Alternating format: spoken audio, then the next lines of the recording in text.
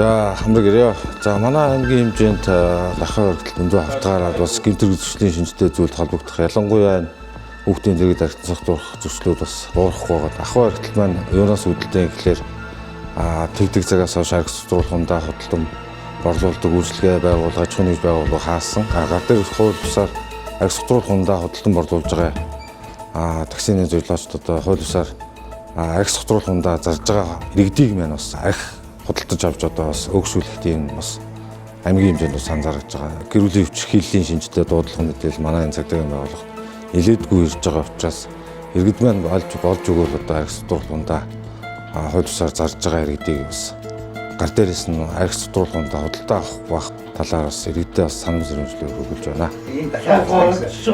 Энэ хүн байж тээ хизээч тэрийг шууд гээгүй тэр шууд цагдаагийн нүдэнд харж байгаа байхгүй. Наас нөгөөд одоо хамт олноороос тэгдэг цагаас хойш гэр бүлийн хүрээнд их айгүй их архитан согтуурч бас нийлж ууж байгаа байдлаас одоо гэмтрийг авахч холбогдож ууж байгаа асуудал дээр бас иргэд маань бас эхнийхээ хэрэглээний зүй зохистой хэрэглээг бас анхаараач гэж цагдаагийн байгууллага зөвлөж байна.